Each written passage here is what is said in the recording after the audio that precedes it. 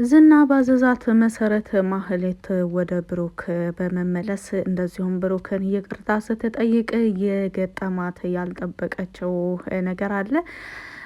እንደ ዛሬ ማህሌት በዚህን ልክ ደንግጣና ተዋርዳ አታውቅም። ለመሆኑ ቅድስት መድብልና ብሩክ በማህሌት ላይ ምን አድርገው ነው እንደዚህ ተስፋ እንድትቆርጥና በራሷ ጊዜ ከቤት ቶሎ እንድትወጣ ያደረጓት የሚለውን ይዤላችሁ ነው የመጣሁት። ሰላም ሰላም፣ ውድና የተከበራችሁ የቻናሉ ቤተሰቦች፣ ለቻናሉ አዲስ ከሆናችሁ ሰብስክራይብ በማድረግ እንደዚሁም ቪዲዮውን በላይክ መጀመር አትርሱ። ምሳሌ ድራማ ቀጣይ ፓርት ይዤላችሁ መጥቻለሁኝ። እስከ መጨረሻው ድረስ አብራችሁ ለመቆየት ሞክሩ። ቪዲዮውን በመሀል አስገባላችኋለሁ። ዛሬ መድብልና ብሩክ በመተባበር እንደዚሁም ዝናንና የዝናን መረቦች እየበጣጠሱ ይገኛሉ። የመጀመሪያው የዝና መረብ እንግዲህ ብሩክ ወደ ቤት ከተመለሰ በኋላ እንደሚታወቀው በማህሌት በኩል እንደሚመጣም መድብል ጠንቅቆ ያውቅ ነበር።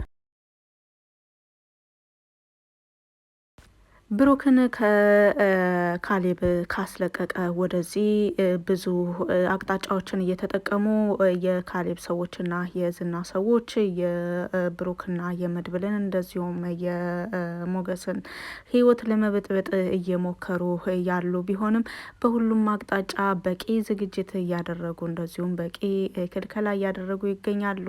እነ ብሩክና መድብል ከምንም በላይ ዝናን ያወቀው ይመስላል። ምክንያቱም ብሩክን ከዛ ቦታ ካስወጣ ወደዚህ በሞገስ ላይ ሐኪም ቤት ሊደርስበት የነበረውን አደጋ ጨምሮ እያንዳንዱ ነገር መከላከል ጀምሯል። ይህ ዛሬው የሁለተኛ ክልከላ በጣም አስደንጋጭ የሆነና ለማህሌት ከባድ የሆነ ኪሳራ ነው የገጠማት።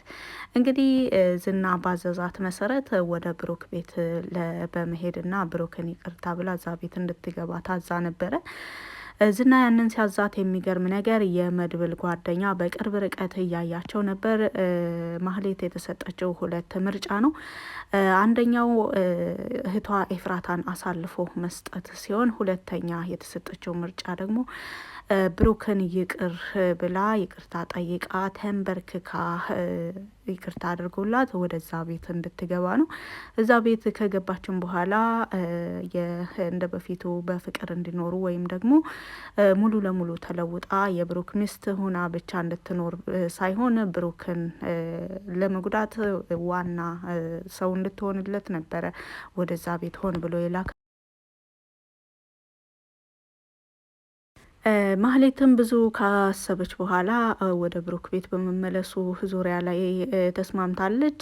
ብሩክ ይቅርታ የሚያደርግልኝ ከሆነ በማለት እርግጥ ማህሌት ወደ ብሩክ ቤት የሄደችው ሁለት ተስፋ ይዛ ነው። በዋናነት ብሩክ ከልቡ ይቅር ካለኝ ምንም አይነት ችግር ሳልፈጥር ከብሩክ ጋር እኖራለሁ የሚል ተስፋ ነበራት።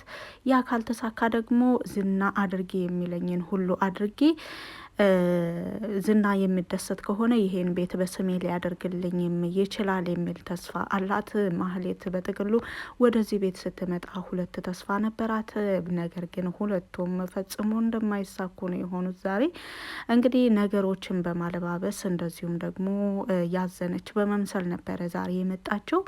ብሩክን ይቅርታ የሚባል ነገር ባይሆንም የሰራውት ጥፋት ብዙ ቢሆንም በማለት ማህሌት የመጀመሪያ ጊዜ ጥፋቷን ስታምንና እንደዚሁም ደግሞ የጥፋተኝነት ስሜት ተሰምቷት ይቅርታ ስትጠይቅ የመጀመሪያ ጊዜዋ ነው።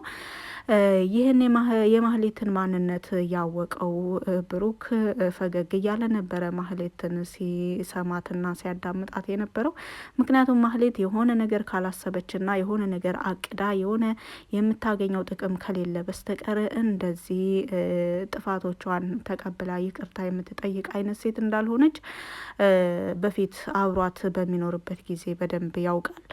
ይህን እንደምታደርግ የተረዳው መድብል ደግሞ ከቅድስት ጋር የሚገርም አስደንጋጭ ነገር ይዞላት መጥቷል። እንግዲህ ሳሎን ቤት ነበረ ያገኘችው ብሩክን በሶፋ ላይ ጋደም ብሎ ሳለ እንዳጋጣሚ በር ከፍታ ትገባለች። በሩ ሲቆረቆር ቅድስት ነበረች መታ የከፈተችላት። ቅድስት መታ ስትከፍትላት በጣም ግራ በመጋባት ነበረ ቅድስት ማህሌትን ያየቻት። እጆቿን ስታየው ምንም የተጻፈ ወረቀትም የተያዘ ነገርም የለም። ቦርሳዋን ብቻ ይዛን የመጣችው ምክንያቱም ብሩክ በሌለበት ጊዜም ሆነ ባገኘችው አጋጣሚ ማህሌት ወደዚህ ቤት ስትመጣ ወይ የክስ ወረቀት ወይ የሆነ ነገር ይዛ ነበረ የምትመጣው።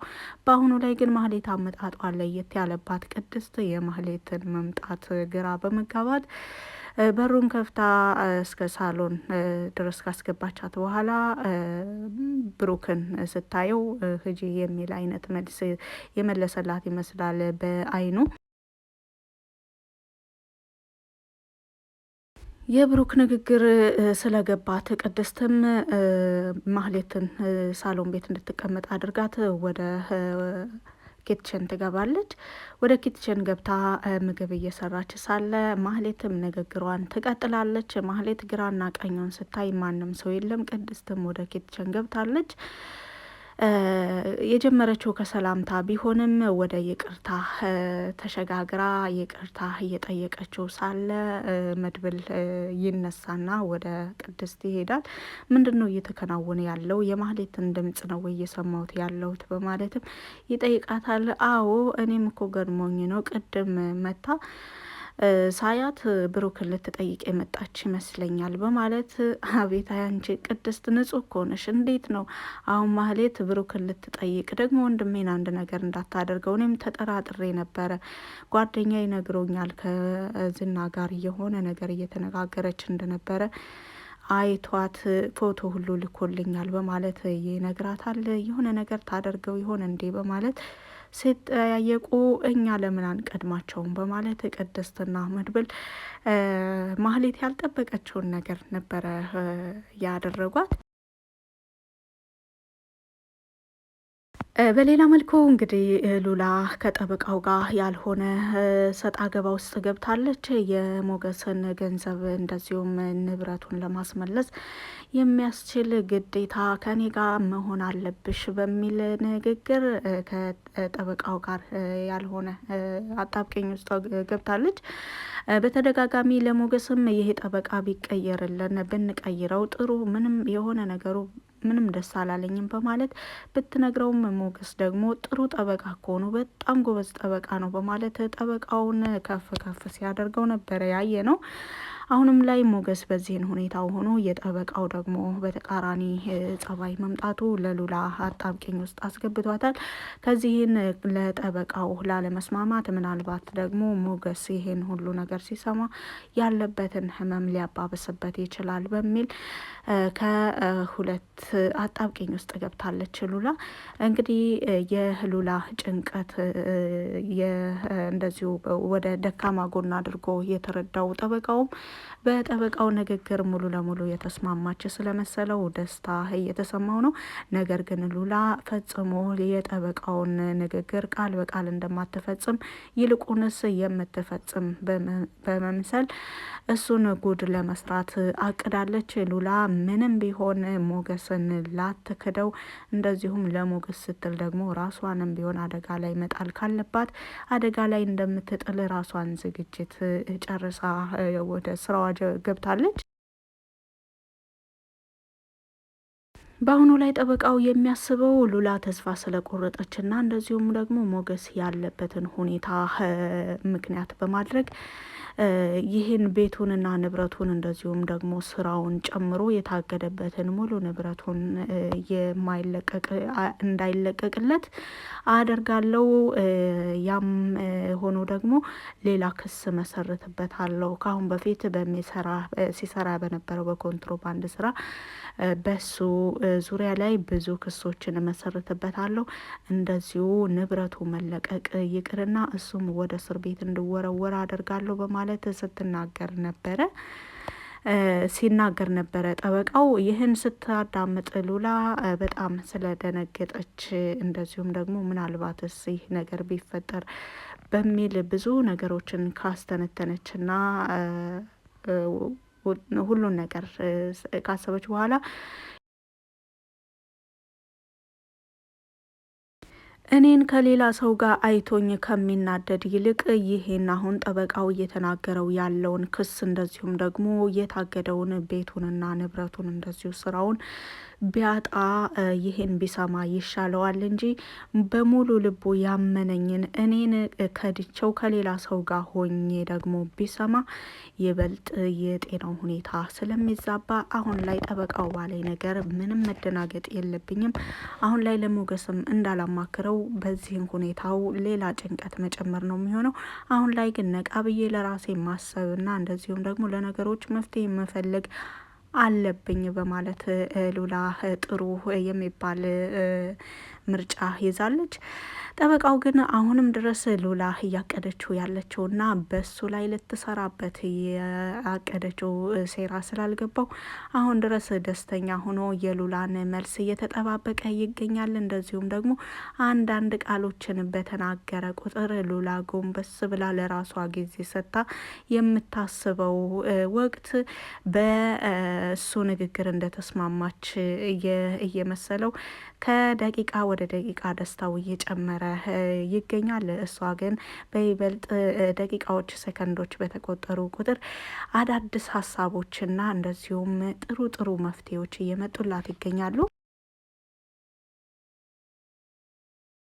ዳጣም ሀገር አማን ብላ ወደ ብሩክ ቤት እንደዚሁም ደግሞ ብሩክ ያለበትን ሁኔታ ለመጠየቅ እንዴት አደርክል ብላ ለመጠየቅ እነ ቅድስትንም ሰላም ለማለት ወደ ቤት ስትመጣ መድብልና ቅድስት ባደረጉት አዲስ ነገር ማህሌት ተደናግጣ ከቤት በፍጥነት ስትወጣ በር ላይ ይገናኛሉ። ዳጣ በማህሌት እዚህ ቤት መምጣት በጣም ግራ ብትጋባም የማህሌት ድንጋጤና አካሄዷ ግን በጣም አስቋትና አስደንቋት ነበረ።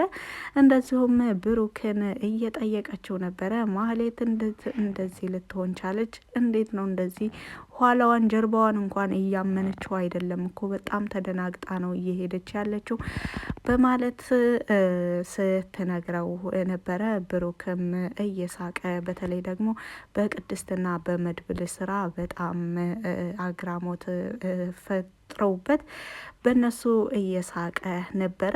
ለመሆኑ ይህን ሀሳብ ማን ነው ያመጣው? እንደዚሁስ በዚህን ፍጥነት እንዴት ሊሳካላቸው ቻለ? ማህሌት ቀደም ብላ ወደዚህ ቤት እንድትመጣ አቅዳችሁ አስባችሁ ወይም ደግሞ አይታችኋት ነበር ወይ? እየተከታተላችኋት ነበር ወይ? ሲልም ብሩክ ጠይቋቸዋል። አሁን ላይ ብሩክ መናገር የቻለ ነው። በብሩክ ጤንነት እንደዚሁም ደግሞ ጤና ወደ ቀድሞ ሁኔታው ስለተመለሰ ሁላቸውም ደስ ብሏቸዋል። እኛም ደስ ብሎናል። እንደሚታወቀው ከአሁን በፊት ማህሌት ብዙ ተስፋ ስለቆረጠች አንደኛ ያለችውን የመጀመሪያዋ ምርጫ ወደ ሞገስ በመደወል ይቅርታ ጠይቃ ነበር። ምክንያቱም ብሩክና ሞገስ አንድ ናቸው የሚል ግምትም ስላላት ወደ ሞገስ በደወለችበት ጊዜ ግን የጠበቀችውን ምላሽ አይደለም ያገኘችው። ምክንያቱም ማህሌት ብዙ ጥፋቶችን አጥፍታለች ከአሁን በፊት በሞገስም እና